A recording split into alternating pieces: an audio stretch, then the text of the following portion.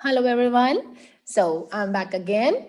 Today in this video we are going to talk about the criticism of Wagner's law. Though we have already discussed this law earlier, but it's a demanded video. I was requested to prepare a video on the criticism of Wagner's law and its explanation through the diagram. So without any delay, let's begin. What are the reasons or what are the criteria on which Wagner's law is being criticized?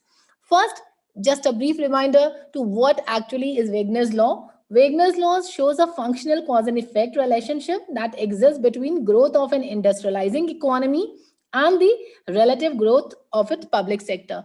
To make it more simpler, it says that an economy grows with the growth of its public sector. As the public sector grows, it ultimately leads to the development of the economy. This was the law which was stated by Wagner.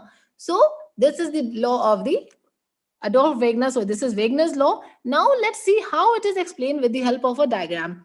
So before you can see a diagram on X and Y axis.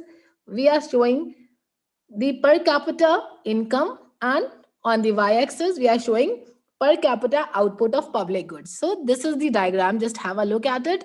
Now what does the diagram explains? This diagram basically explains that per capita income increases with the economic development of the society, and as you can see, the real per capita output remains the same at some level, but over a period of time it also increases. So this is basically showing that industrializing economy and economic growth are going hand in hand. So we need to understand this, that increased public expenditure is the result of the economic growth. That if you are seeing a trend in the, if you are finding that there is an increase in the public expenditure, it is because of the economic growth. So in this diagram, we can see that per capita income is increasing, and as a result of which the per capita output of public goods is also increasing. So it shows a direct relationship between the two. Now let's understand the explanation of this concept. What does it say? This explains the real per capita income increases due to economic development of the society. That's what I told you. The real per capita output of public goods remain at the same proportion of total economic activity. It means that as the proportion of economic activities are going around, the change in the public goods increases in the same proportion. If there is a higher economic activity, the proportion of this public goods is also increasing. Otherwise, it remains the same in coordination with the economic growth. Later, it says it shows expanding public sector during industrialization and economic growth. Wagner believed that increased public expenditure was the natural result of economic growth and continued pressure for social progress.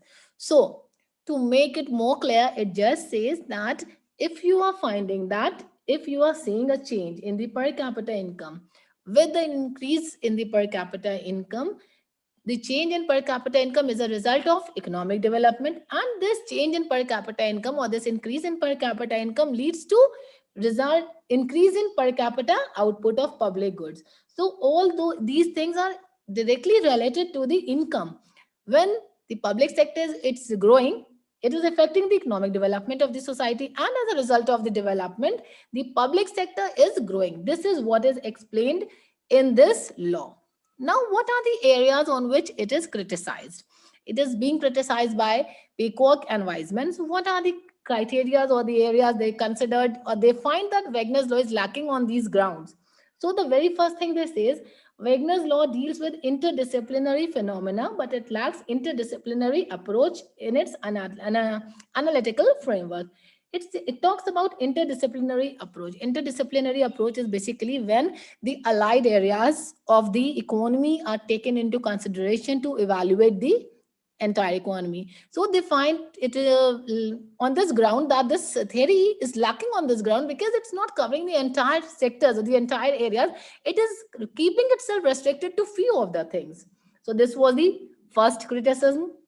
Next criticism, it talks about lack comprehensiveness in analysis. Political science, economics, and sociology are among the several disciplines to be incorporated in any theory of public expenditure.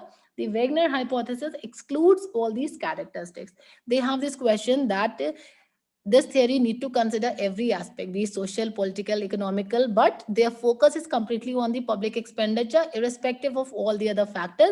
So all these areas are completely neglected by the Wagner. So this is the another criticism that was posed by the Wagner, that was posed by Weisman and Peacock. Next criticism is says it is based on an organic, self-determining theory of the state, which is not the prevailing theory of the state in most Western countries. So, what is this self-determining theory? Self-determining theory means where the focus revolves around a particular thing. The other areas are completely ignored. So, this is the actually main concern where they find that this theory is restricted only to a particular topic and only to a particular thing and ignoring the other related areas. Next, this says this theory ignores the influence of war on governmental spending. They believe that the area, the regard, this thought is not covered, that what is the influence of the war on the economy if it came around.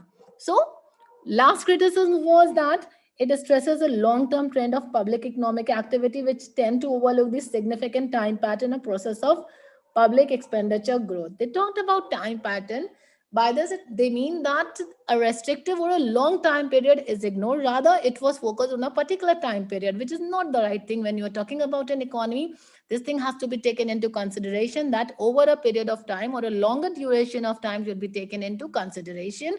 So these are some of the factors which Peacock and Weisman find irrelevant or not present in the theory of the Wagner. So these are the criticisms which are posed by them. As you all know, every theory is subjected to criticism. The other economists are there to criticize the concept. So they found these are the flaws of this theory. Otherwise, it is considered as one of the most important and prestigious theory of public expenditure. So we have seen this, that these are the flaws and how per capita income is directly related to the public sector or public goods. This is all about Wagner's law. For getting the better understanding of the concept of Wagner's law, you need to go through the playlist of this public finance, and then you can find the complete lecture on Wagner's law, and then you can watch the criticism. Then you can easily correlate the entire concept. I hope this video has cleared the doubts, has cleared the points that you all are willing to know about, that what are the reasons why it was criticized. So this was all from my side for the day. Keep studying, keep smiling, keep learning, and God bless you all.